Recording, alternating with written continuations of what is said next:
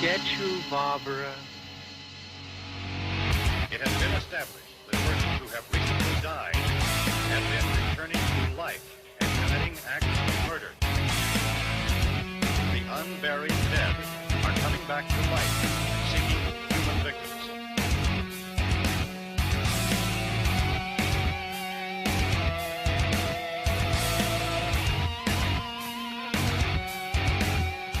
This week on a podcast from beneath, Night of the Living Dead. Mr. Poe, how's it going? Doing great, man. Doing good. Ready to talk some zombies. All right, and we have our guest back, William Hopkins. William, how you doing? Hi, Carey. I'm doing well, thanks, and looking forward to talking about some of my favorite horror movies. Yeah, these are definitely some of my favorites too. So my first question, William, for you is going to be, what did George Romero do for the independent film industry with this movie? Well, from everything that we hear when we look at the retrospectives and tributes in books and magazines about Night of the Living Dead, he's almost credited with creating the low-budget indie horror business. Everybody who came after him seemed to be looking back at Night of the Living Dead's success to a certain extent. I mean, even when the subject matter wasn't similar, things like Halloween, for instance, obviously there's not much similarity in the subject matter, but the experience, I guess, was something that a lot of folks looked at and said, here's a bunch of guys out in, was it Pittsburgh, who are making a little low budget. They actually were experienced professionals. I mean, they had their own film company, so it wasn't as if they were coming, completely off the boat, but still a small little production. The budget was supposedly around $116,000. Romero says that actually the cash budget was about $60,000. So that's pretty cheap for a movie being shot in 35 millimeter. And there had been a lot of little indie horror movies before that. I mean, Carnival of Souls is a film that looks like George Romero had seen. There's certain similarities in terms of the zombies and in his films and the ghosts or whatever they're supposed to be, those sort of spectral creatures in Carnival of Souls.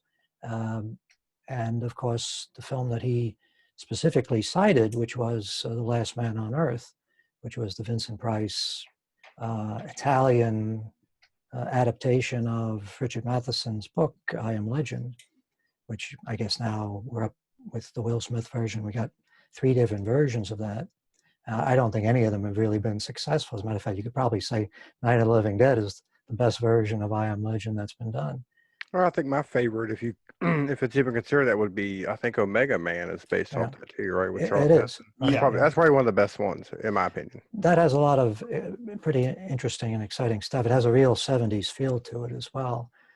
So yeah, I've always liked that one. I actually saw that movie in the theaters when it came out, which is something unfortunately a person my age tends to say a lot. Yeah. Who was in it? Charlton Heston was in that one, right? Charlton Heston, right? Yes. Yeah. Okay. Yeah. And obviously, you can see how Last Man on Earth was at a little bit of a disadvantage because they went for Vincent Price, who was never, an action hero. He really wasn't. Yeah. He does a good job, but I love Vincent Price. Yeah. I love him. But he's not really the right choice for that type of role. No. They're looking for an everyman type of guy, and he was never that. So, but it was an Italian production, and I guess they thought, well, here's an opportunity to get an American movie star, give it some box office appeal. And it's an interesting film, but I never really found it that successful. And I'm always surprised that George Romero gives so much credit to it, because he pretty much said that he copied Night of the Living Dead from that. And I don't know if that's because Richard Matheson had some things to say about that.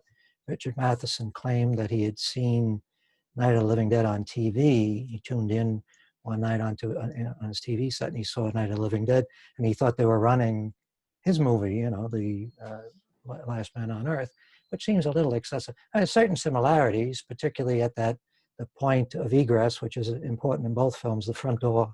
That's where most of the action takes place with the zombies. But Last Man on Earth is a pretty old-fashioned type of film. none of the energy or the documentary style filmmaking that Romero was employing. And when I watched this, following up on your question, when I watched this the other night, that's the thing that really impressed me about it is low budget indie film, but I guess in years past we would have called regional filmmaking, right? Small film being done in an area of the country that isn't known for filmmaking. And yet from a technical standpoint, it's pretty impressive, for a $116,000 movie. It's got a lot of impressive action scenes. The special effects are not state of the art in terms of what can be done now, but at the time they were pretty good, and that was true also of Dawn of the Dead, in terms of the filmmaking, it really was pretty impressive. And I guess both of you guys have seen my film, Demon Resurrection, and I guess you can see the influence there. And that was going to be one of my questions, because, and that's what's awesome about it. Watching your film and seeing, and not just your film, like anybody else's film, just seeing like what inspired these people. Look, Rob Zombie's House of a Thousand Corpses, Texas Chainsaw had a lot of influence on him when he was younger. Mm-hmm. So when he made his movie, that's what he saw in his head. He's like, I got to do something like this, which in his own right, awesome. I love that movie. Mm-hmm. That's one of my all-time favorites. But yeah, watching yours, I was going to ask, and it was probably a stupid question because you can kind of see it. It's not like real obvious to me, but I was like, man, that's kind of cool. Being in the house, things are coming at you. That's, yeah. Well, I thought, and it's funny that we're doing this right after the Hammer episode that we did a few weeks ago, because I always thought that Demon Resurrection ended up being sort of like one half The Devil Rides Out and one half Night of the Living Dead, because all the setup stuff is very similar to The Devil Rides Out. Even the appearance of Toth at the house is very similar to the scene where Mikado, or whatever his name is, Charles Gray's character, shows up at the house and tries to hypnotize the lady of the house into handing over the folks that he's after. That scene is sort of imitated in the scene where Toth shows up at the house. But at a certain point in Devil Rides Out, it begins to lose its way because they didn't have the budget to do the special effects that they wanted to do. So what I was thinking is, well, suppose when you get to that point where the shit starts to hit the fan, suppose you really have like Night of the Living Dead type action instead of the sort of mild stuff that they did in The Devil Rides Out, real violence and real menace. I mean, one of the things about Devil Rides Out that I always found funny was that you guys know the film fairly well, right? Devil Rides Out? There's a scene where they've brought everybody in the house, all the people they're trying to protect, they're all in a circle, and they're going to fight off Mikado when he comes with his evil forces. And they let the kid upstairs. So they're counting on Mikado to be such a gentleman that he's not going to go upstairs and snatch their child, That seems very British. Yeah. And those are the sort of things we wanted to say. Let's have the setup, which really works well, but then let's go into some really visceral action. But Night of the Living Dead, of course, is fairly sustained visceral action all the way through. And one of the things that's really admirable about it is that unlike Demon Resurrection, there's no trickery and there's no references to genre or anything like that. It's a very honest, straightforward film. There are no reversals. There's no instances where the filmmaker tries to get the audience to think he's going in one direction, then he goes in the other direction. It's all very straightforward, right? That's what's cool about it. I think like that thing just comes for you. I think that's why it still resonates with people, because you start with the brother and sister, and the brother's giving her, the business of whatever. Right. And then it's just from there, they thought they were safe, and bam, it's like already, it's in your face. They're coming to get you, Barbara. Stop it. And no pausing for explanation. Yeah, no. Why is there a zombie? I don't know. But there he is. And in a way, when you look at that film, you say, George Romero, whether he was doing it consciously or not, he seems to be breaking every rule that had been established in all the similar science fiction and horror movies that came before, because there's no instance where you get like the comic relief. You know, he started to get into comic relief a little bit in the later films. But in the first film, there's no comic relief, no bumbling character or anything, unless you consider the sheriff a slightly comical figure. Beat 'em or burn 'em, go up pretty easy. But it's almost like if somebody was doing a document of a real event, this is probably the way it would play out. And I like the idea that you have a bunch of people that are confronted with something that shouldn't be happening. I mean, by all rights, nothing like this should ever actually be able to happen, and yet it is happening right in front of them. Now it also just takes place in one house, right? Right, you could basically say one room, just if you had a living room. Was that the first movie to do that? Because I mean, obviously, movies after that have done it. Evil Dead takes place just in the cabin. I wouldn't want to go so far as to say that there had never been a film that took place in one limited location, but I think I can say with certainty that there was never a horror film, never an American horror film, that took place all in one place. You know, the technique had always been, going back to Birth of a Nation, that what you do is you establish action in different places and then you cut between them. And the idea is you can build suspense, like in Birth of a Nation, which is a notorious film because of its racism. They have the evil black people attacking the white woman in one place, and the Klan riding to the rescue, right? And they cut between the two. And that was something that actually D.W. Griffith apparently was the first to come up with, to build suspense, build tension. Are they going to get there in time to save? And Night of the Living Dead doesn't do anything like that. You never go anywhere else. All the other science fiction movies that came before, and in the 50s, there were a lot of science fiction movies. There was one called Creature with the Atom Brain, which actually has zombie-like creatures in it. But they do the thing that they always do. They find themselves a guy who's either a scientist or somebody in the military, and he becomes the honcho on the thing, even though very often you would think, you know, an invasion by giant insects or whatever would be handled by people on the top level. Somehow this guy, because he stumbles into the thing at the beginning, he manages to run the show for the whole movie. And along the way, there's a scientist, sort of an Einstein-like scientist, an old scientist, right, who has a beautiful daughter or possibly secretary, or both. She's his daughter and his secretary. And of course, there's a romantic interest with the military guy, the hero, right? And everybody's white. So for the most part, in all those films, it's always the same set of characters and the same style of storytelling. Well, I'm sorry, I didn't mean to cut you off, but like you're saying, the movies that came before this, like zombies, were actually like voodoo, like brainwashed people. They weren't like this was the first of its kind, where he had them actually even in Plague of the Zombies, which was a Hammer film, that might have had some influence on Night of the Living Dead, because I'm sure. Anyway, they always worked in the voodoo angle with all the previous zombie movies. So yeah, this was the first time that this type of zombie had been seen, and he didn't even refer to them as zombies. No, they were just called ghouls in this movie. And the original title was Night of the Flesh Eaters. And they had to change that because there had been a previous film just a few years earlier called The Flesh Eaters, which is actually kind of a fun film if you've never seen it. That's worth seeking out. I think that's in the public domain as well. I'm going to check that out. Yeah. That involves Nazi scientists doing experiments. Of course. Nazis. Yes, the Nazis are always involved somehow. But I think that this was probably the first film where you had all of the action in one place, and all of it pretty much in real time. The only thing I can think of where they sort of break the real time feel a little bit is when they go to that brief scene with Tom and Judy, the young couple.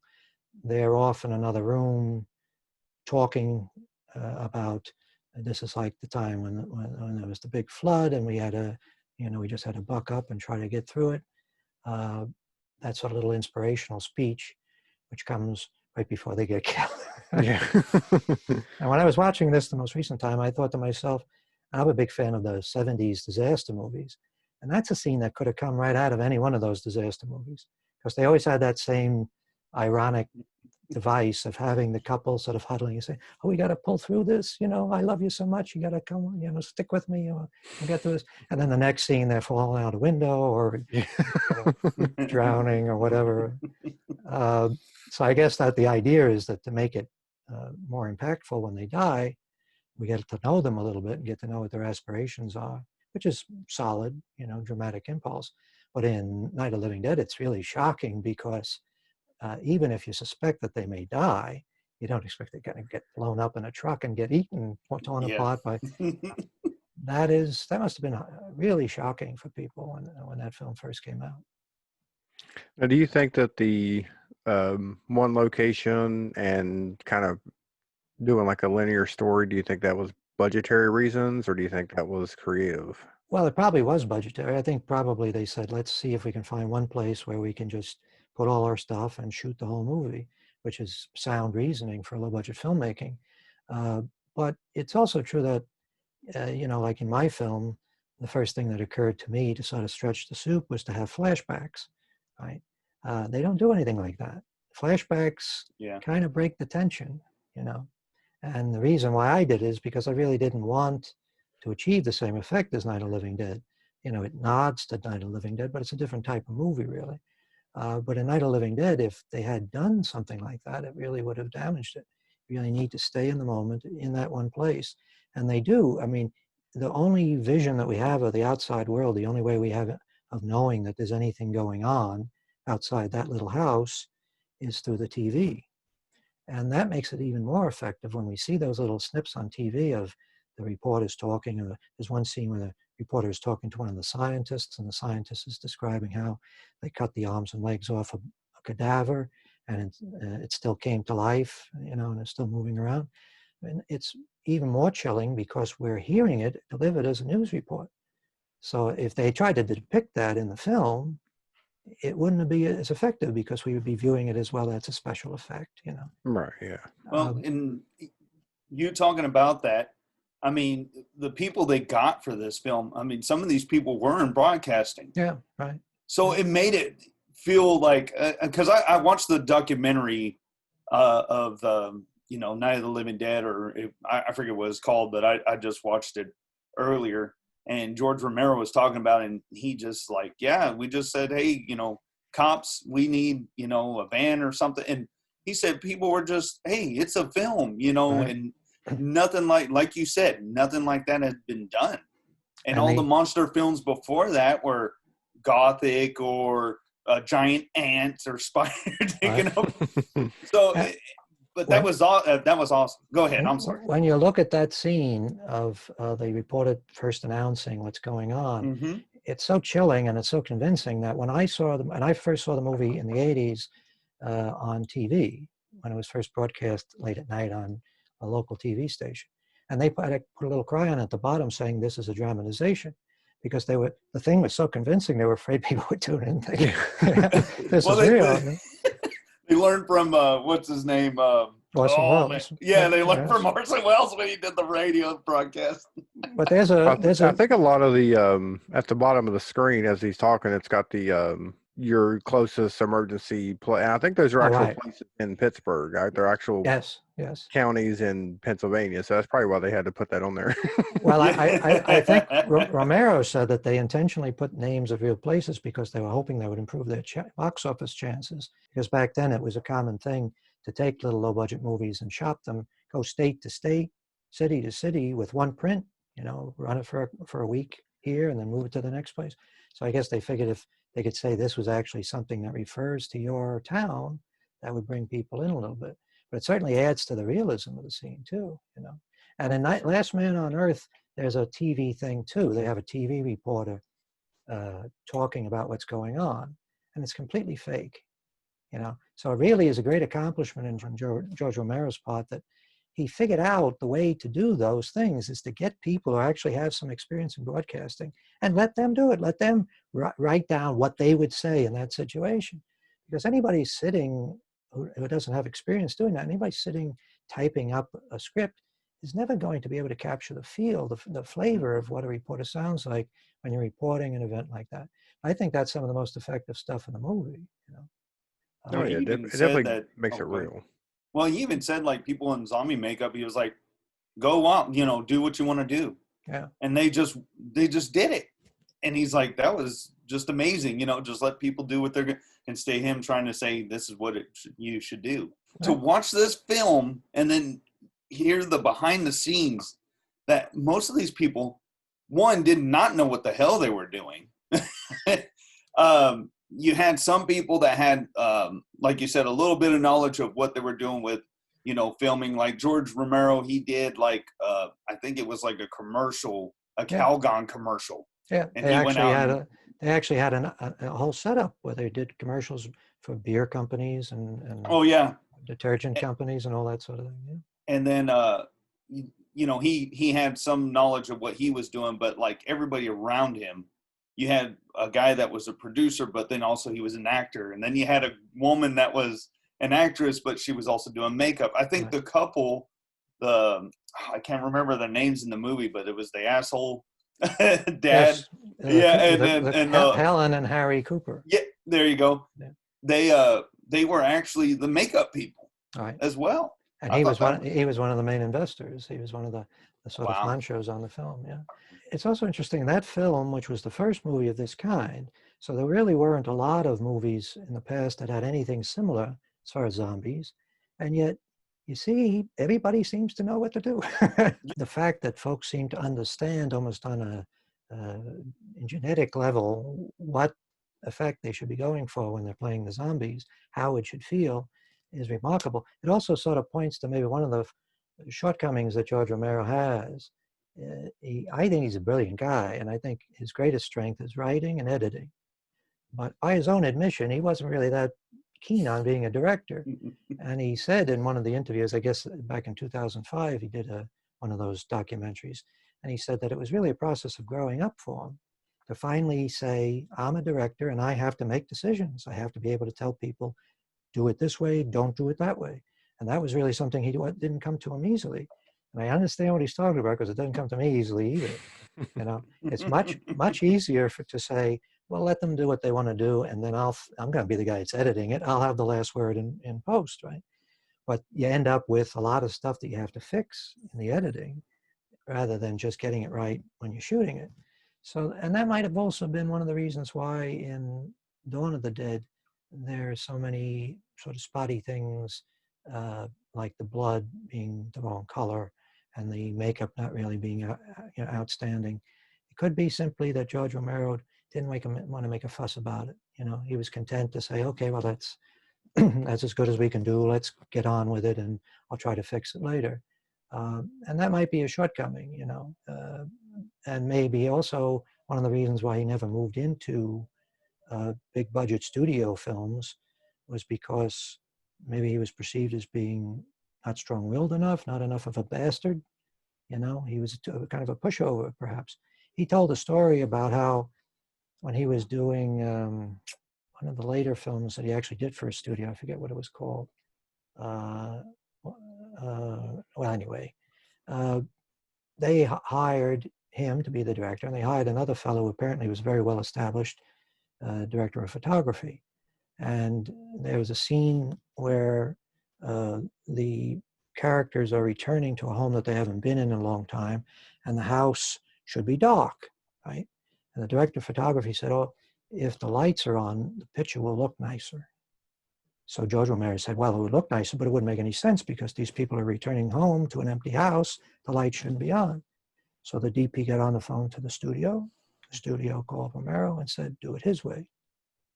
And Romero had no choice. So that was the sort of thing that if you have a reputation of being somebody that can easily be pushed, the studio folks take advantage of that. Somebody like Friedkin, I bet you any money they would never try that with him. Of course, on the other hand, Romero was really a beloved figure. I don't think there's anybody in horror filmmaking that has a better reputation as a human being than Romero. I've never heard a nasty thing said about him. And he, despite all his ups and downs, he was working right up to the end of his life. Whereas Friedkin has been reduced to doing documentaries about movies that he did 30, 40 years ago. Maybe being a successful director means being a bastard, but if you build up too many, a list of too many enemies, they're waiting for your downfall. And when you do fall, that's it, you're finished. Whereas Romero never had that, because of all the people that worked with him, they all seemed to have nice things to say about him. He always could go back and do indie films if he wanted to. So, he didn't have that problem. And he left this world with a sterling reputation, not just as an innovative and important filmmaker, but also as a really good guy,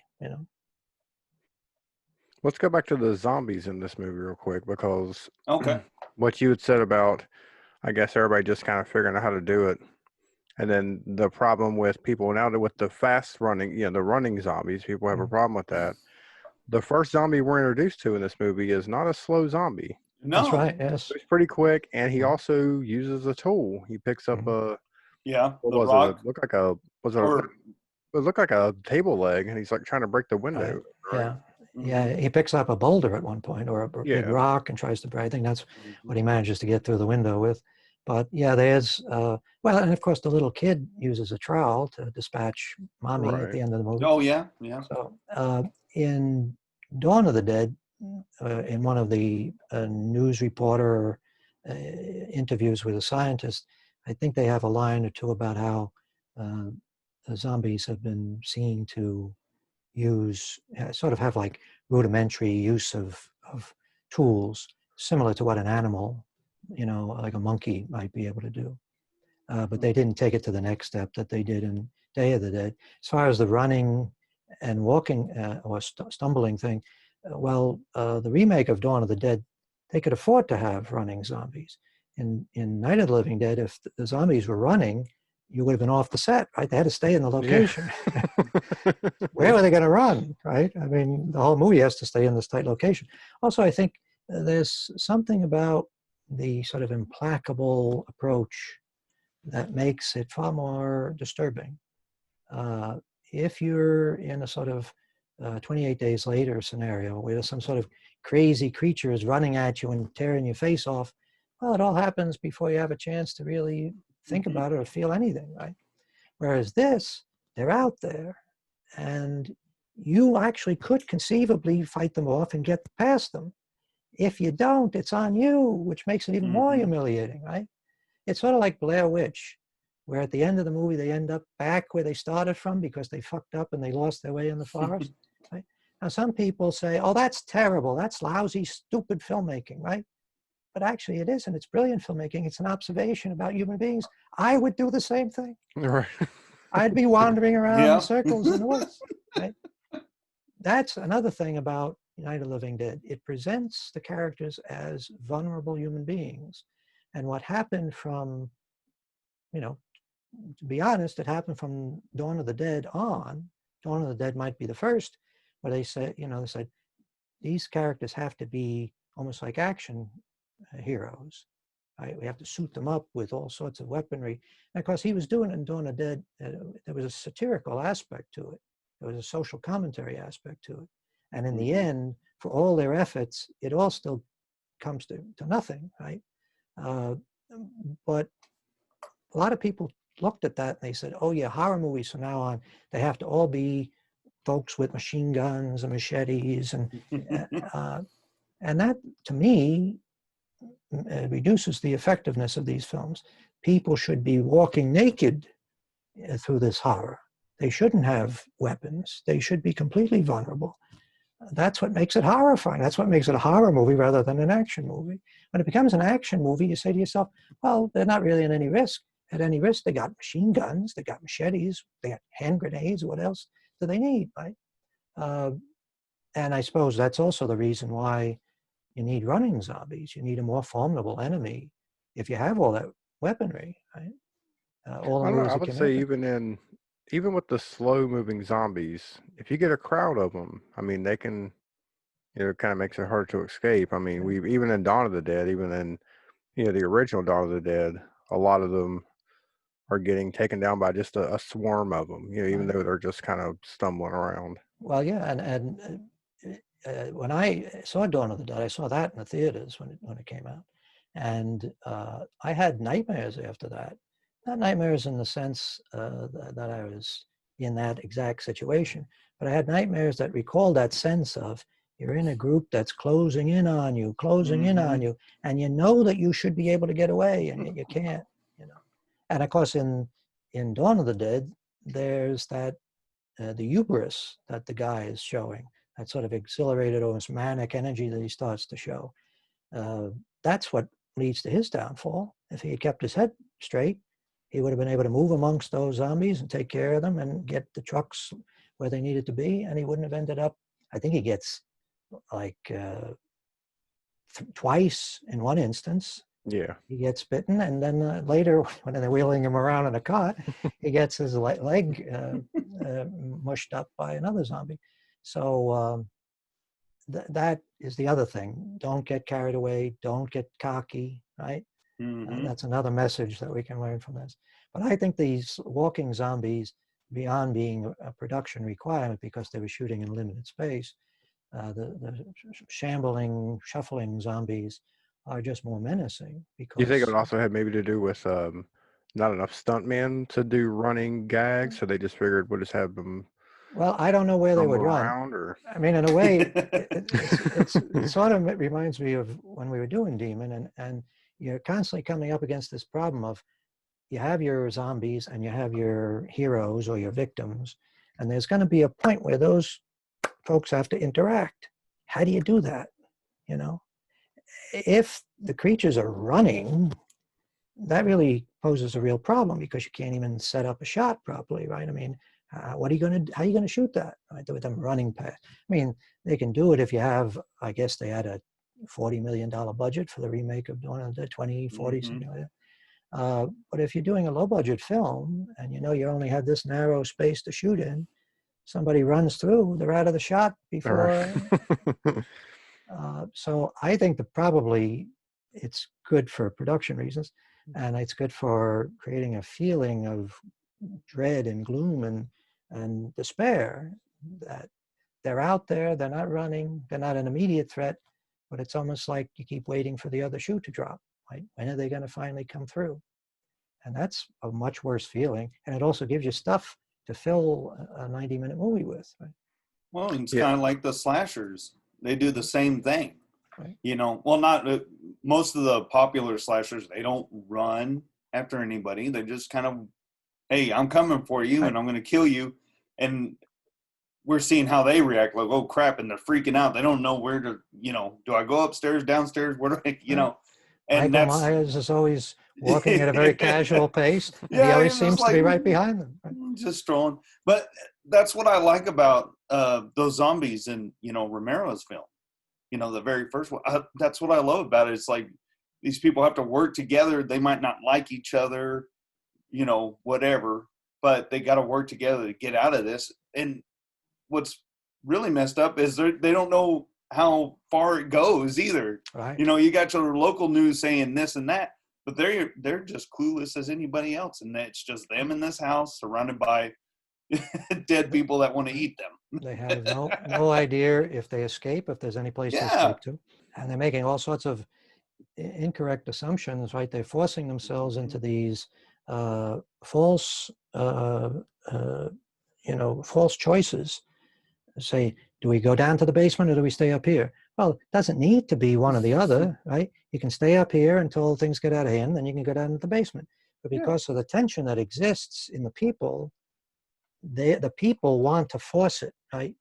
The Harry Cooper guy, he wants to be the boss, and Ben wants to be the boss. Neither one of them is right, and because they both want to dominate, everybody ends up dying, really. Right? I mean, at the end of the movie, when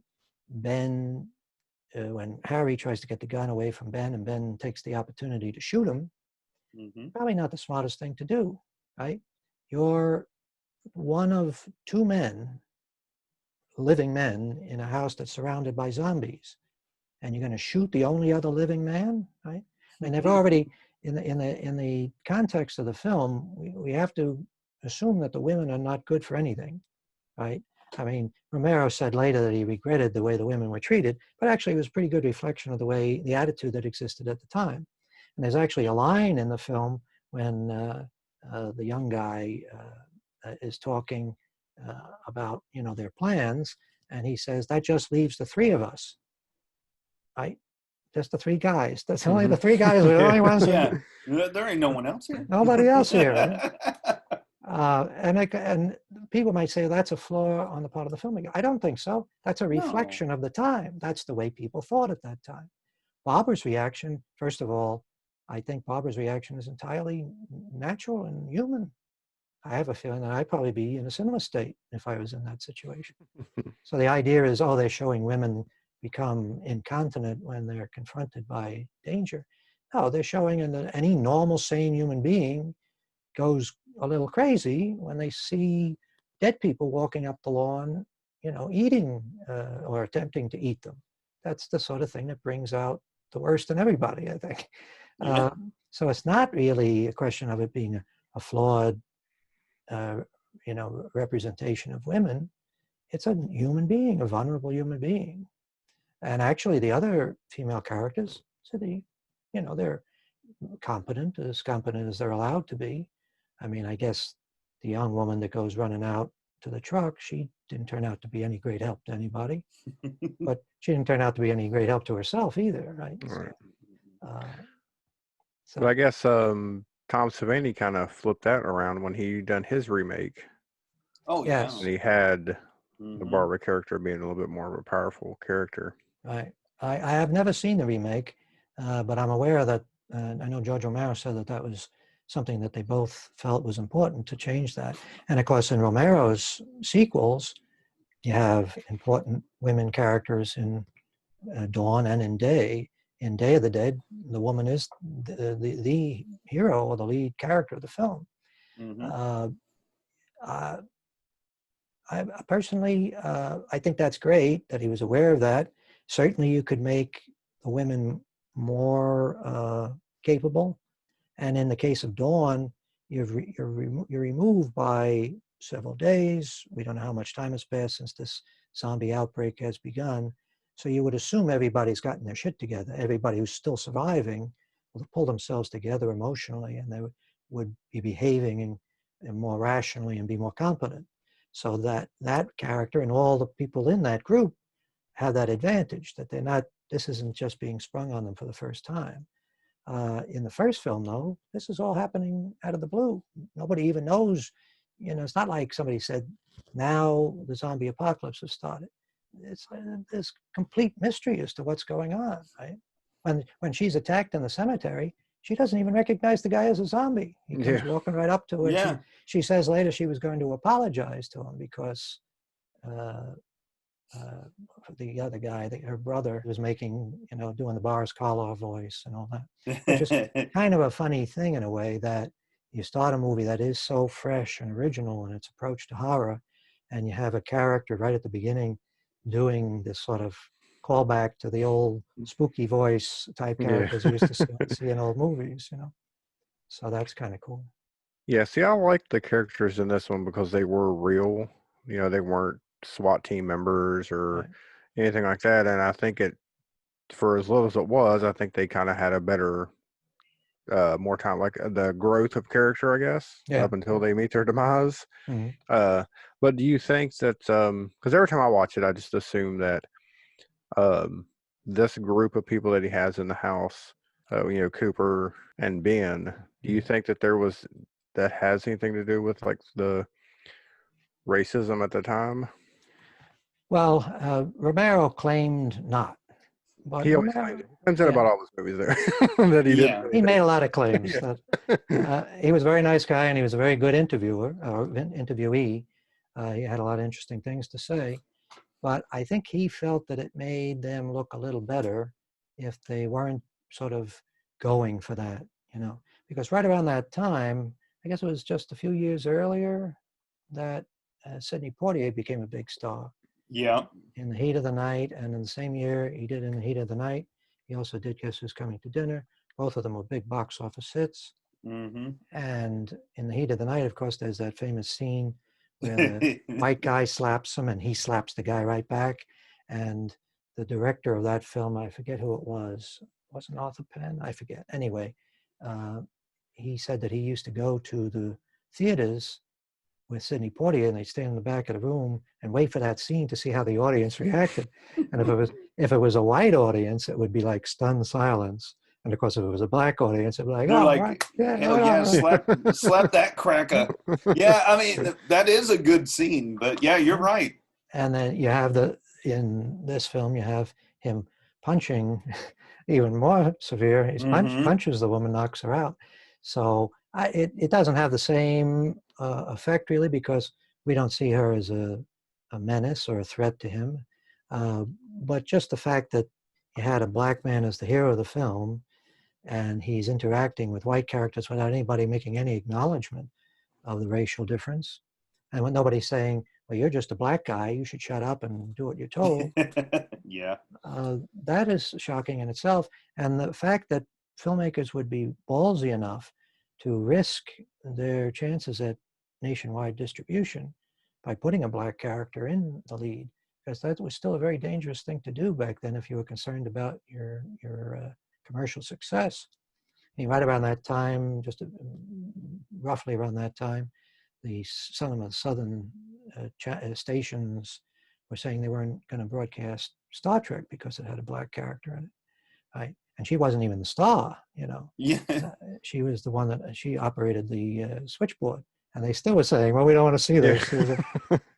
Yeah. So it was a ballsy thing to do, and I think maybe he feels that it makes him look even better, frankly, if he said, "Oh no, it was just sort of a natural thing for us. Yeah. We never thought of race." You know? And I'm not trying to suggest that he was insincere, but I think it actually, to me, it's a greater sign of the courage that they had in doing the film and the attempt to be honest, you know, to make a film that really didn't have any tricks or, you know, shenanigans like a lot of other movies where you get the feeling that the director knows more, like the Hitchcock approach, where the director knows more than he's allowing the audience to know. And when you look at the previous shocking film, the one that came out in, what was it, 62 or thereabouts, 65, which was Psycho. And Psycho really is one big long trick on the audience, right? He's constantly hiding information from the audience that would allow you to understand what's actually going on, because he's saving it all for the end of the film. In Night of the Living Dead, there's none of that. You know, it's completely straightforward and completely honest. So that sort of honest filmmaking also includes having a black character in the lead. I think that's the way I've always taken it. Every time I watch it is, you got Harry Cooper, and he's got his family to this house. He's going to protect them, and then you have the black man that's going to come in, and he doesn't want to. You know what I'm saying? Like, well, you're not going to come in and take over, and that's just the way I've always took it. That there was that tension, right. And of course, when Ben shoots him at the end, that was just kind of his like, I'm just going to kill you because you were racist. You know what I'm saying? That sort of thing. Like, no. I know you said that was probably like the bad idea, but that hatred had taken over. Yeah, I mean, it's understated. Like, no matter what's going on, and no matter how many zombies are out here, like, two human beings can't get along, right? I mean, the downfall of civilization is because that's also in a house, and we still can't do anything civil to try to survive. We're just going to kill each other. Because they came, they talk about how the zombies are operating on instinct. Everything they do is instinctive. Well, that's true with the people too, right? Right. They come into this situation with a whole bunch of stuff, baggage of how they should behave with other people. And even though it's not stated, and I think it probably was wise not to state it. Romero said that Dwayne Jones, the guy who played the character, thought that it would be a good idea to at least acknowledge the racial difference. And they decided not to do that. I think they were right. I think it plays much better if you allow that to be an undercurrent rather than to be a stated thing, because you're right, it is kind of, and the Coopers, they don't own the house either. None of the people there own the house, but they're still acting like it's my show and you're just so, but he does turn out to be correct to a certain extent in the end. they probably would have been better to go down to the basement. To the basement, yeah. That's what I've heard other people argue, that, who was actually right, and everybody wants to say that Harry was right. Because as it's going down, you think, well, you don't want to be trapped. You know what I'm saying? You don't want that to be your... There's only one way in, one way out, and if all the zombies get to that basement door, you got nowhere else to go. If you at least go to the attic, you got windows you can jump out of. Yeah. You know what I'm saying? Well, it's true, and that's the case that he makes, right? At least you can escape if you need to, and you keep an eye on what's going on. But there's a reason why fallout shelters have only one door, right? Mm-hmm. Because once you get the people down there, you want it to seal it in like a tomb. If you have multiple doors, then that's multiple possible places of exposure, because doors can be opened. And it's not as if you can't hear what's going on, because Ben actually manages, in his cross-examination of the Harry character, he actually establishes that, yes, they heard them when they were up there, right? Yeah. First he says, oh, we didn't know what was going on. And then he says that they heard him tearing up the place. So clearly you can hear what's going on. And at the end of the film, when Ben is down in the basement, he can hear the shots of the approaching posse. So it's not as if you'd be completely cut off. But my feeling would be, if you put all your stuff down there and you seal that one door off completely, so there's no chance of anybody getting through, then what would it matter if you did miss the posse, right? Eventually, some other posse is going to come along. Something's going to happen eventually. Put in a provision of food to last you and stay down there as long as possible. Because there is one other problem. You already got a zombie down in the basement. Right.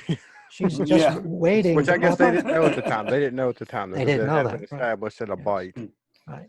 would turn you into a zombie also. Right. But they do suspect. I mean, he does say, we don't know what the germs from those things might do to you, right? And anybody in a situation like that would sort of suspect that if the dead are returning to life, you have somebody who's near death, well, if they die, they're going to return to life too. And all the news broadcasts are saying that the radiation levels continue to increase, meaning, and they actually say this I listened very carefully to the radio and the TV broadcast to get all the extra stuff that normally I didn't pay much attention to the first time. But they actually do repeatedly talk about the radiation from this satellite that's returned. So he is giving us some understanding of one possible explanation for why these creatures are returning to life. And as the movie goes on, you hear more reports saying, like I say, the scientists say the radiation level is continuing to increase. So they're not out of the woods. Things are going to get worse. Sort of reminds me of some of the broadcasts that we've been hearing recently during the pandemic. Yeah. It's no good news on the horizon. So yeah, like I said before we started recording, I figured we could definitely make some parallels between Night of the Living Dead and what's currently going on with the coronavirus.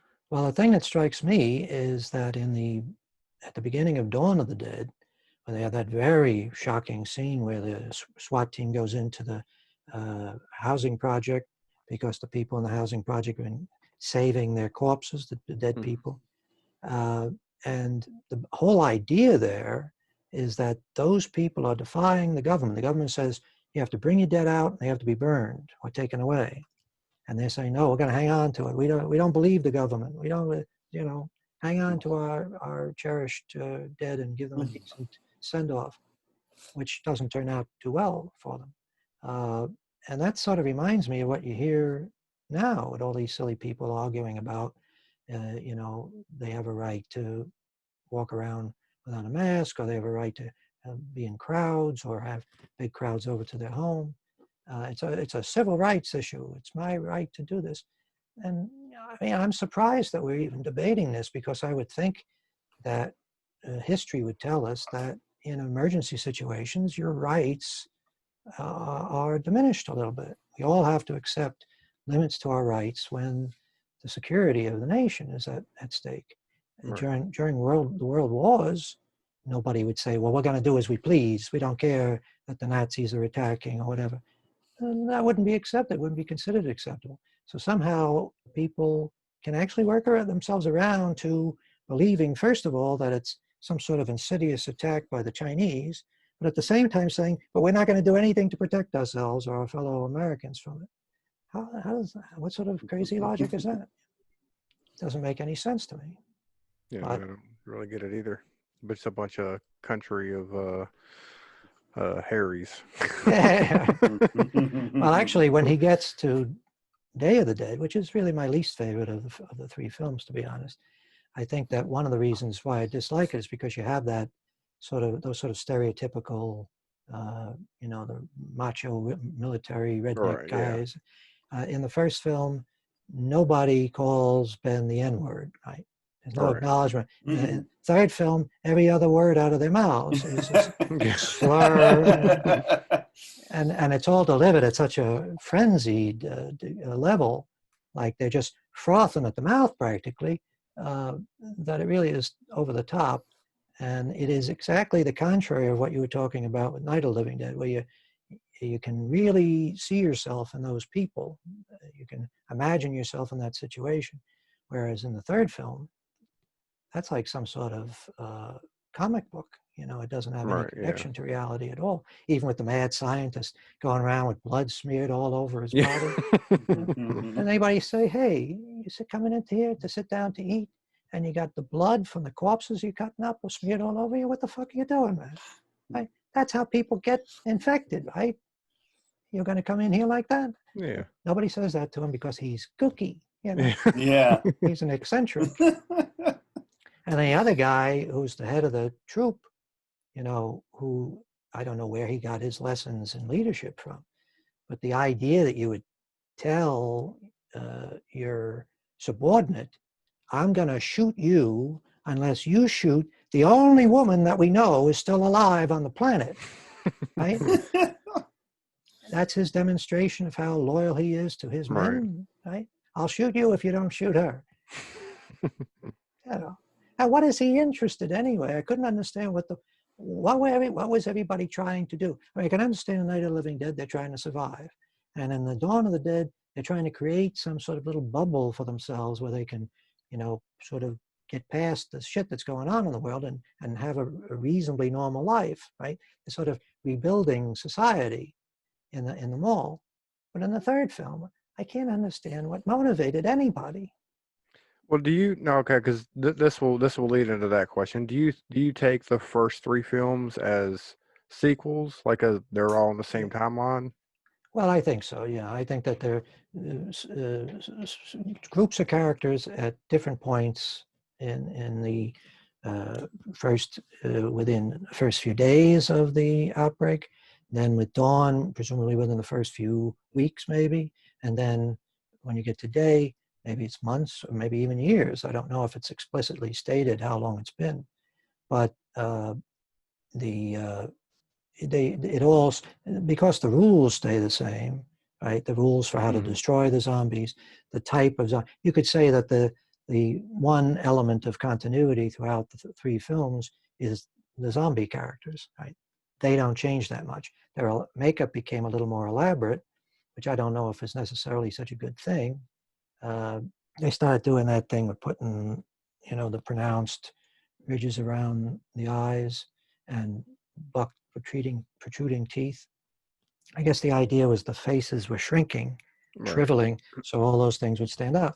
But the problem is, anytime you put stuff on the face of a living person, it's going to be further out than it's going to make them look even bigger. So those don't look like corpses to me. And I think that the zombies in the first film were probably the most effective. Right. They weren't doing anything. Oh, yeah. They're just people that had died and come back to life. But I suppose they could also make the argument as well, if this is some time later, all these corpses would be rotting, so that you need more makeup, right? They need to look different than just somebody who's recently risen from the dead. But then that raises another problem with the whole, and this is one of the reasons why sequels to something like this may be problematic to begin with. The reason why the first film is successful is because this is not something that is possible. You're forcing characters to confront something which we know cannot possibly happen, right? There can't be any sort of virus or radiation that can cause a corpse to get up and start walking around, because bodies get up and walk around because there are organs inside them that are functioning, right? they have circulation, they're able to breathe, they have to take in food, so they have energy to power it all. So it's not like some mysterious radiation can be like the puppet master and all these people pop up and start moving around. It's just not physically possible, and certainly isn't possible when many of these people have open wounds, missing limbs, or their entrails hanging out. Or, that would mean that their bodily systems would not be able to function. So even if the radiation revived them, they would die again because they wouldn't be able to function, right? So when you get to the third film and some of these zombies appear to be largely decomposed, well, you know, does that make sense? That a thing can be living and also being rotting? So that's the other thing about the third film that I think is a problem, is that they begin to tackle the scientific questions a little too much. You shouldn't.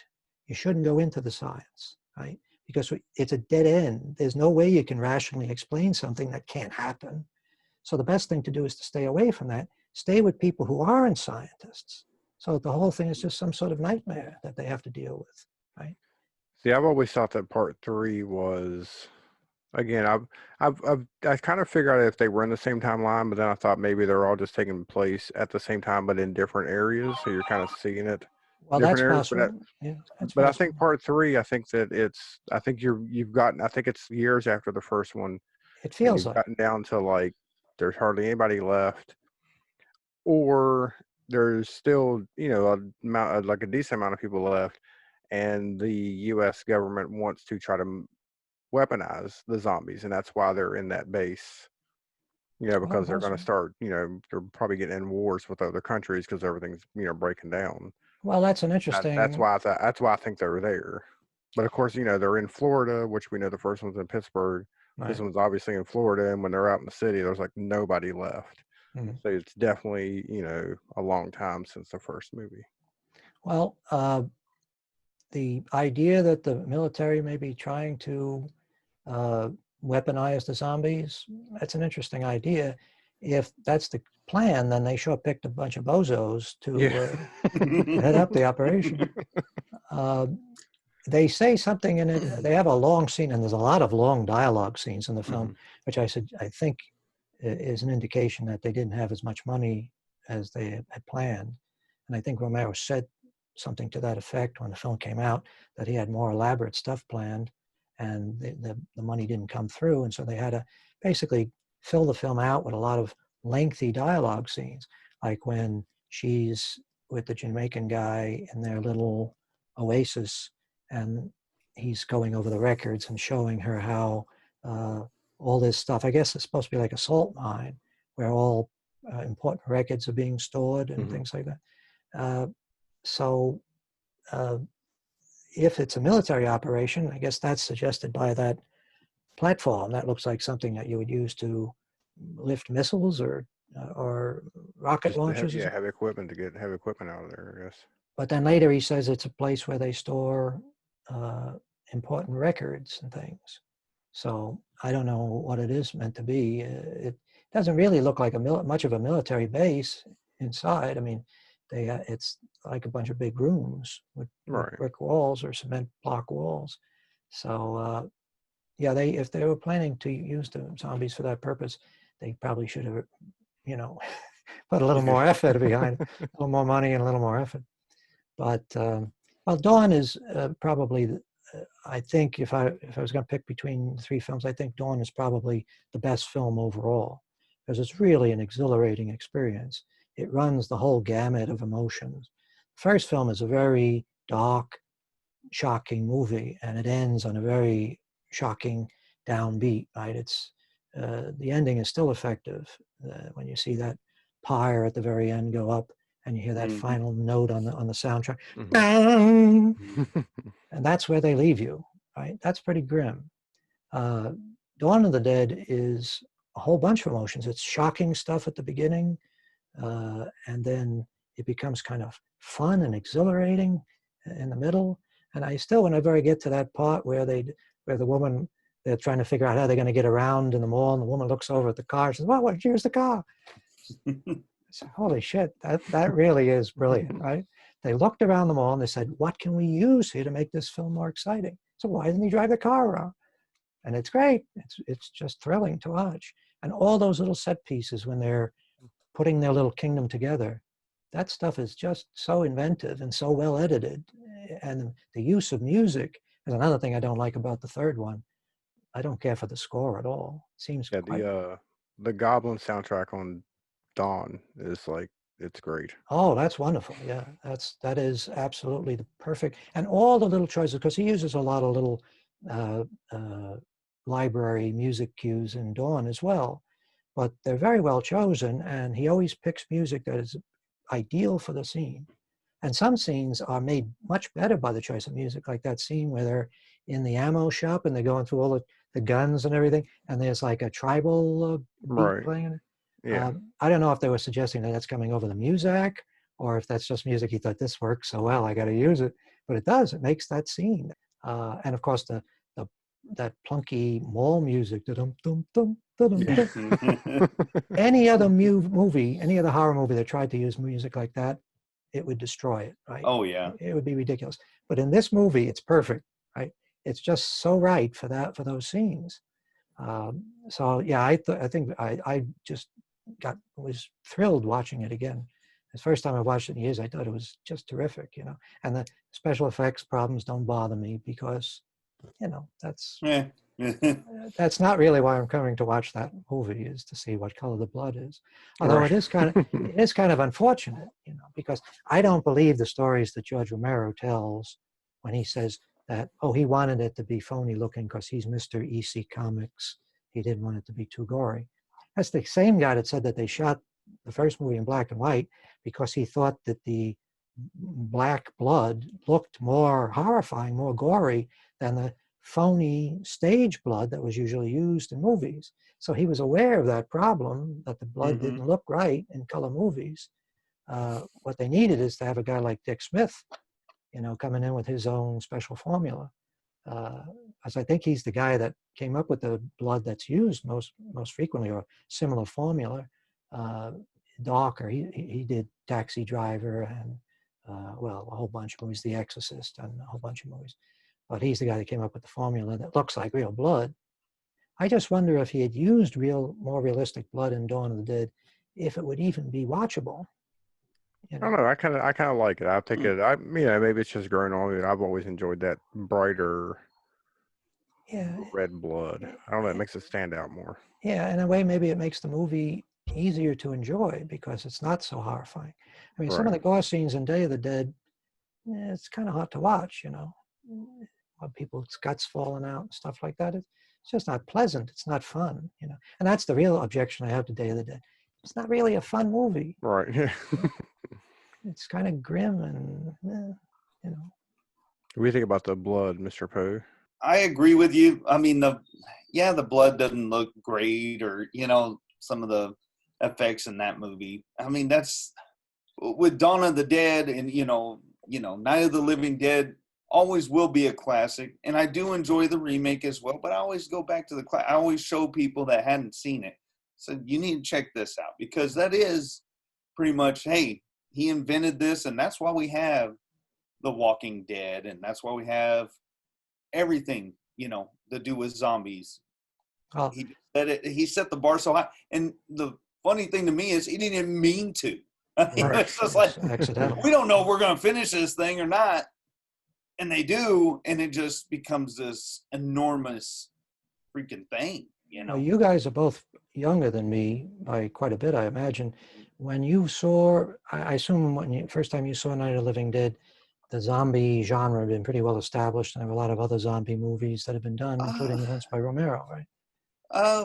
Well, I mean, I guess so, right, Carey? Because, I mean, I'm going to say, like, in high school, they had, I mean, you heard of, you know, Night of the Living Dead, but I think, like, Part 3 had already come out, Return of the Living Dead Part 3.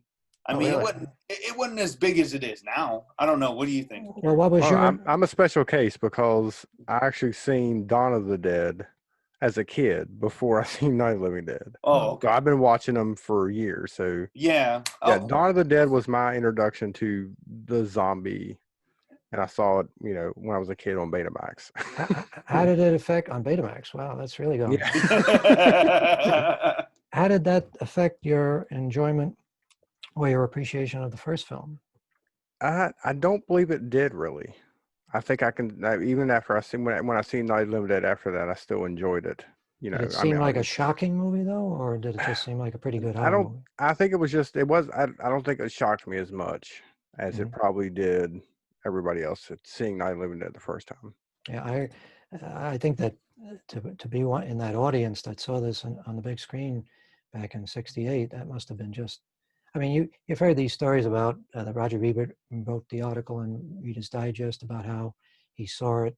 It was being run as a kiddie matinee. Did you hear this story? No, I'm interested. Apparently, the distributors weren't too discriminating about how they booked the film, so they put it on a double bill with a sort of old-fashioned Gothic horror, maybe one of the Poe movies or something like that. And it was a children's matinee, and they showed Night of the Living Dead. And that's the show that Roger Ebert attended, and he wrote this article afterwards saying how horrifying it was, and that children were running terrified from the theater, and that traumatized them for life. And he later acknowledged that it was a good film, but at the time, I guess, he couldn't resist being the protector of the youth of America.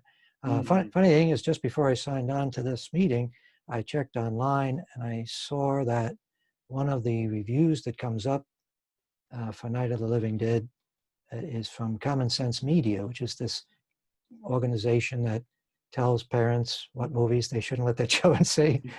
For some reason, Google gives them equal time with Wikipedia and the IMDb. So their thing pops up, and they're still talking about how, essentially it's irresponsible for you to let your child see this. I don't know that. I mean, well, nowadays, go ahead. Internet, there's a lot more worse things kids now can watch besides Night of the Living Dead. I tried, I tried when my oldest son, when he was little, I kept him away from, violent stuff. I tried, okay, right. And he went to a friend's house. He was playing Grand Theft Auto, and all that. And I was like, holy crap, you try to protect him from that. But some of the video games, I mean, you've seen some of this stuff. It's like, holy crap. Yeah. These movies back in the day, the classics that we like don't hold a candle to playing a video game where you can rip someone's head off.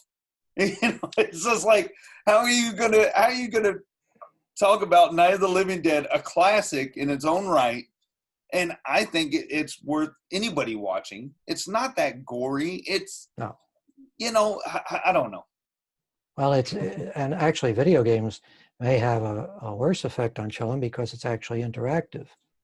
You're playing the guy to rip someone apart. But I'm just saying, how are you going to be so against a movie like that? And then you got The Walking Dead, #1 TV show, and it's 10 times worse. I mean, it's not worse, but you know what I mean, graphic-wise. Graphically, it's worse, yeah. Well, I always am mystified by that myself. I think it has something to do with budget, to be honest. People seem to be perfectly willing to watch big-budget Hollywood stuff that has all sorts of explicit material in it. But if it's a low-budget film, it's like, how dare you? And I know from my own experience with Demon Resurrection, which isn't, it has a certain amount of explicit stuff in it, but it certainly isn't, way out on the extreme. And I have some folks that stopped talking to me after that movie. Golly! and these same people I know, they never missed an episode of The Sopranos. Oh, geez. Oh, man. And I know first 2 seasons of The Sopranos was the most violent shit you ever seen. You always, even for somebody like myself, I didn't regularly watch the show, but I heard certainly about the things, the atrocities that are being committed. And I thought to myself, these same people that object to my silly little movie, they're sitting every night, probably with their kids, watching The Sopranos, and they don't think there's anything wrong with it. Or The Walking Dead, for that matter, which to me may be more troubling because Night of the Living Dead and Dawn of the Dead and Day of the Dead. There are 3 films over the course of, 10 years. Walking Dead is on every week, right? Right, yeah. Still, yeah. 100 hours of Walking Dead that you could watch if you wanted to do it. Mm-hmm. And that might, I don't want to go too far, but that may have been, the success of that show may have been responsible for the popularization of this sort of survivalist mentality that we see now, where everybody's storing up their guns and they're, getting ready for the end of the world. That attitude that's evident in those shows, that, you got to be prepared for the end of the world. You have to figure out, which is also something, and this is true for Dawn of the Dead as well. People who are kind of insecure and who have mental problems, they really take to these movies because they like the idea of being in a world where all your problems can be solved just by shooting the other person in the head. Right. I mean, the joke could be, here's a guy who can't get a date for the prom, can't get a job, doesn't know how he's going to pay for his car, but he's got a gun or a club that he can use to fight off zombies if there's a zombie apocalypse. Everybody likes the idea of a problem that they know the way to handle, right? And it doesn't have, you can immediately get rid of all the sort of problems that come with social anxiety, but not knowing how to behave. That sometimes is the biggest problem. In the zombie apocalypse, we're all equalized immediately. We're all on the same level, and we all can do whatever we want to the zombies, right? Everything is fair game in order to stay alive. So to a person who perhaps is struggling with emotional problems, this is a very attractive, and I have to admit, when I saw Dawn of the Dead for the first time, I went around in a fantasy land for quite a while afterwards, hearing that goblin music playing in my head. I remember Dick Cavett talking to Brian De Palma, and I think it was Martin Scorsese, and he was saying how when he comes out of those guys' movies, everything looks different. The world looks different. And it's true. Those movies get you into a different frame of mind.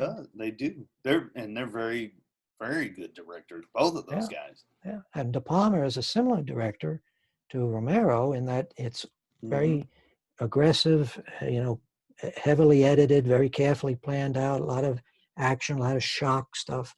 And that can put you in the same sort of apocalyptic frame of mind that some of Stephen King's books do. There was a kind of a thing for a while there when Stephen King was first popular. Every time there was any kind of sort of gruesome accident or murder or anything like that, the news reporters would always note, when the victim died, she was holding a copy of a Stephen King book. Oh, God. As if somehow that would, means, see, Stephen King, once again. He struck again. Yes. But when you read those books, especially if you read them one after the other, when he became popular, all his back books were available. And if you read one, you said, oh, I like that. You go back and you could probably spend a couple of months reading all his back books. And you're in that constant state of mind that he puts you in, where you're always in danger, right? The world is always teetering on the brink. He did a lot of apocalyptic stuff too, like The Stand and The Dome, or The Dome, yeah. And what was the one that he did? Firestarter. Yeah, and, Firestarter. And talk about one location films, Cujo. The whole thing is in a corridor. Oh my God, that is just that movie's fantastic. And what was the other one he did with? What was the movie that was done with Christopher Walken? Dead Zone. Dead Zone. Yeah, Dead Zone. That is a badass movie. Yeah, and it has that sort of apocalyptic feel to it as well. Well, he even compared. Plus you got the scissor scene in that movie. That was pretty hard. He compared that character that Martin Sheen plays. He goes, I see that character in, well, now not President Trump, but he saw that same, you know what I mean? He saw that same thing. Yeah. And I was like, yeah, I kind of can see that, but I can see Trump hiding behind a kid if he's getting shot at. I think Trump keeps a bunch of kids around. Yeah, I mean, seeing that film and then, that's just weird. Yeah. When he pointed that out, I was like, that is kind of crazy. Well, it's funny because that is kind of like a stock character that you see in books and movies of the past, the sort of demagogue that rises to a position of power, who's a little crazy, you know, or a lot crazy. And the funny thing is that even with that character being out there, being, you know, a pretty, you know, recognized thing, Donald Trump went right ahead and lived up to that character, that prediction in every way. Right? He didn't stop and say, well, I won't behave this way because people are going to think I'm like that guy in that movie. He went right ahead. I'm just as crazy as anybody. Right? So he fulfilled everybody's prediction. Everybody who wrote about a character like that in any book in the past 50 years could say, see, I saw him coming. All right, so George Romero films this movie, edits it, throws it in the can. Him and Russ Striner get in the car, they start taking it around everywhere, and he forgot to get it copyrighted. Right? Is that the right term? Copyright? Well, they actually had Trademark. the copyright. No, it was copyright, and Okay. they had actually gotten the copyright. The question was the notice. The copyright law up to 1976 said that you had to have a notice of copyright on the film itself. And if you look at movies prior to 1976, you'll notice that TV movies and feature films, when the title card comes up, they'll have right underneath copyright 19, and they usually have it in Roman numerals, the year the film was copyrighted. They called it Night of the Flesh Eaters. They took it to a different distributors. Nobody was interested, possibly because of the racial aspect, because Martin Luther King had just been killed right around that time. They eventually found Walter Reed Organization was willing to distribute it. Walter Reed said, well, we can't call it Night of the Flesh Eaters because there's a movie called The Flesh Eaters that was just a few years old. So they changed the title, and when they did the new title card, they left out the copyright notice. And that put the film immediately into the public domain. So it's all very tricky stuff, and George Romero really got screwed, but in a sense, you could say it was a tremendous boon for them. Because the film was in the public domain, everybody could show it. Everybody could put out video cassettes. And in time, a film that might have been forgotten became a big, big thing, right? It was remembered because everybody had access to it. In the same way, It's a Wonderful Life probably would never have been remembered, except that every Christmas season, every local channel would play it 3 or 4 times. Right. Yep. So we were sort of forced to make that part of our tradition of holiday viewing. You know? So you think that by not doing that and losing, I guess, the rights to it and having anybody be able to put it, or having more people be able to put it out, do you think that helped him out, or do you think, you don't think he lost a lot of money? He said that they made, on a $100,000, $115,000 movie, they made $700,000 just in the first year. And what it made in the years after is probably phenomenal. I don't even know if there's some way to calculate it because they got so many people selling it in so many different places, including that, was it Good Times? Hollywood Classics. Hollywood Classics, right? Yeah.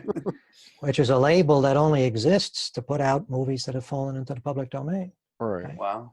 And of course, anybody can remake the movie, right? That doesn't. That's not a problem either. With See, there's another thing where I say George Romero was really a nice guy because there was a lot of legal wrangling after Night of the Living Dead with his partners on the film, John Russo and some of the other people, about who could do sequels and what name they were allowed to use. And after all the fussing died down, they went back to being cordial and friendly. They didn't do movies together anymore, but it wasn't as if they all became bitter enemies.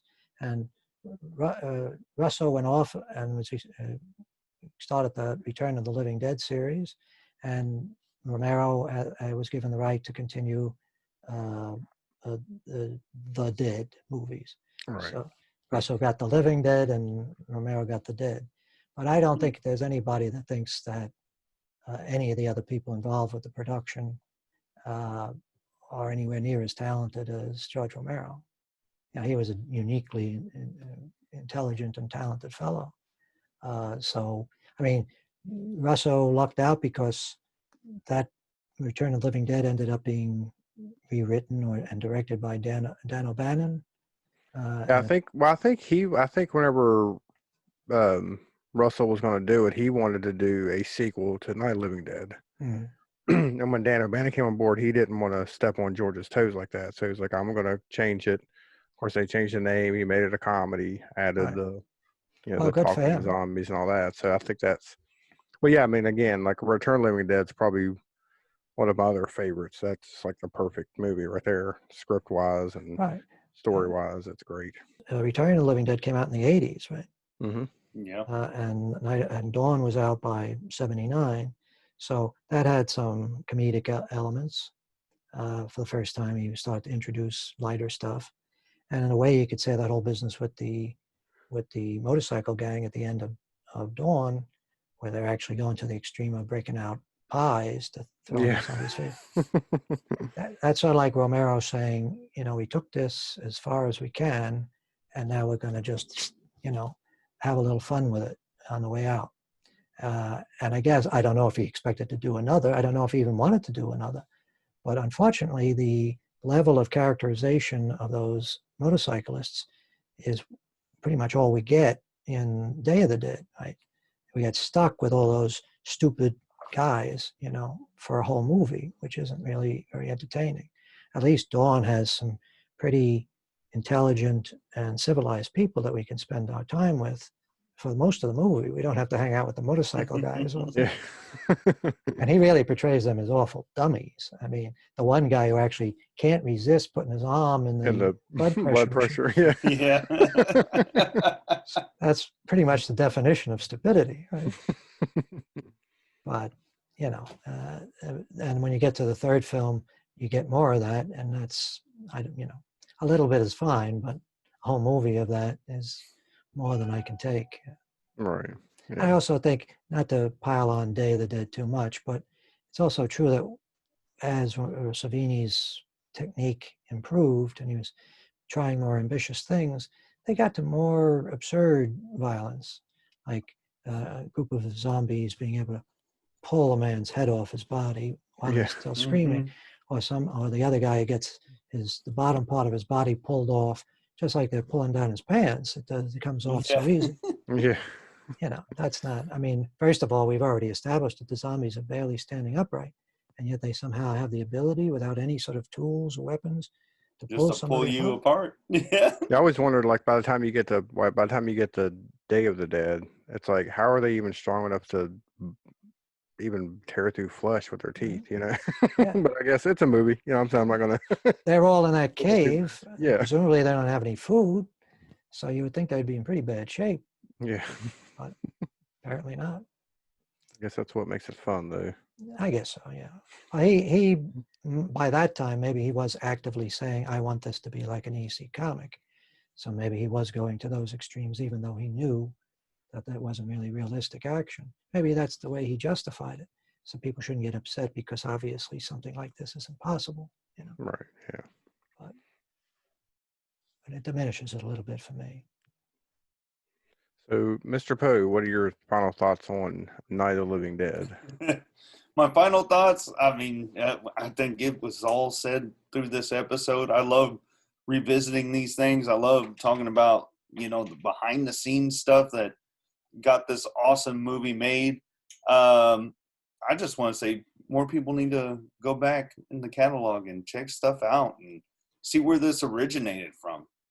But yeah, I love this film. I love this one. The remake is also really well done. Sit there and have a zombie night and watch these awesome films. Put you in a perfect mood during the pandemic. Yeah. There you go. Just don't look out the window if it's really happening. No. William, final thoughts? Well, maybe one of the positive aspects of zombie movies is that when you get out of them, if they're well done and they really affect you, when you get out of them, come out of the theater at the end, all of your problems suddenly seem manageable in comparison to what you've seen. Yeah, true. Well, times may be hard, but at least I don't have flesh-eating zombies walking up the lawn trying to get in the window. So, that's one very therapeutic aspect of it. I noticed that when the pandemic started, there were a couple of news articles about studies that had shown that people who like violent horror movies or apocalyptic movies were better prepared to deal with the pandemic. So we could see watching these movies as sort of training for, Yeah. for coming apocalypse, if we're not already in the apocalypse. All right, yeah. But I love these films, like Aaron and yourself. I've always been a great fan. Seeing the first one on TV, you would think the effect would be diminished, but it was absolutely extraordinary to me when I saw it. And when I saw Dawn of the Dead in the theater, to me that was like going through a war. I mean, I never had experienced anything as intense and as exhilarating as that film. The combination of emotions was what was so impressive to me. And of course, when I went to see Day of the Dead in the theater, I was doubly disappointed because it didn't quite reach, that level. But no movie really could, I don't think. No. That's sort of like lightning in the bottle. You're not going to do that twice. And he didn't do it. I mean, he did another 3 or 4 films, right? Zombie films. Yeah, I believe so. Yeah, I haven't seen it, but Land of the Dead, Diary of the Dead, and Survival of the Dead. I think. Oh yeah, you're right. Survival of the Dead. Yeah. And I can't bring myself to watch them because I have a feeling I'm going to be disappointed. Have you guys seen them? Oh yeah, I've seen all of them. I think Land of the Dead. Land of the Dead was good. It was decent. I think that was.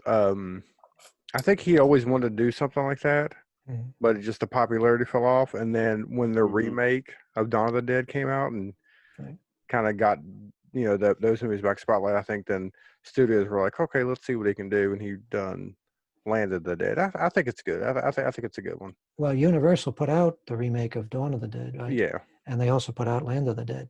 And there's a part of me that hopes, I don't know if this is true, that George Romero said to them, I won't give you any trouble with the remake of Dawn of the Dead. I'll say nice things about it, but you got to let me make my fucking movie when the time. Last one. Plus, it's got Dennis Hopper in it. You can't go wrong with it. That's a plus. Oh yeah, Dennis Hopper. So.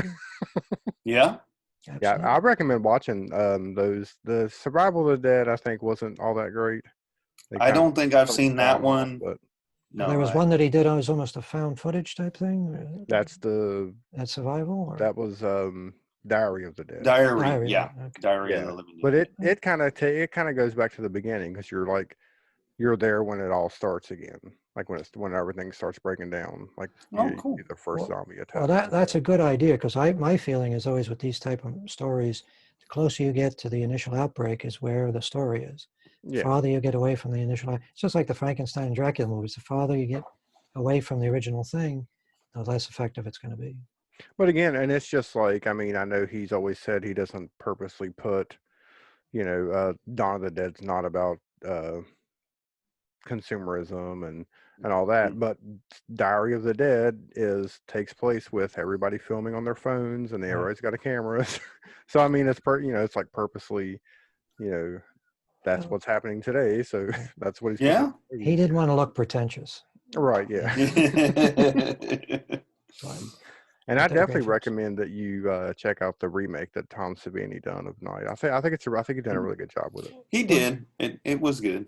Yeah, I think that the one thing about Day of the Dead, one final shot that I'll take at it, is that as he went along, he seemed to be moving further away from his sort of personal style of filmmaking to a more conventional type of filmmaking. The stories, even the fact that he had a sort of conventional or traditional score playing over everything, rather than his library cues, which he had used so well in the first 2 films.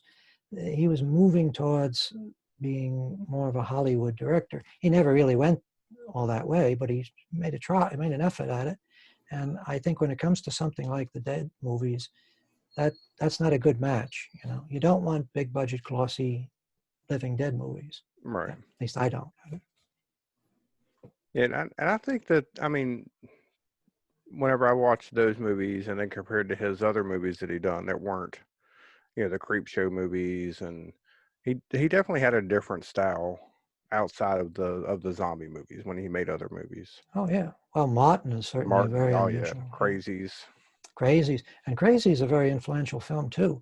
I watched Close Encounters of the Third Kind recently, which is a film that I think very highly of. If you guys haven't seen it recently, get the Blu-ray and get it up on the big screen. It's very impressive. I need to revisit that one.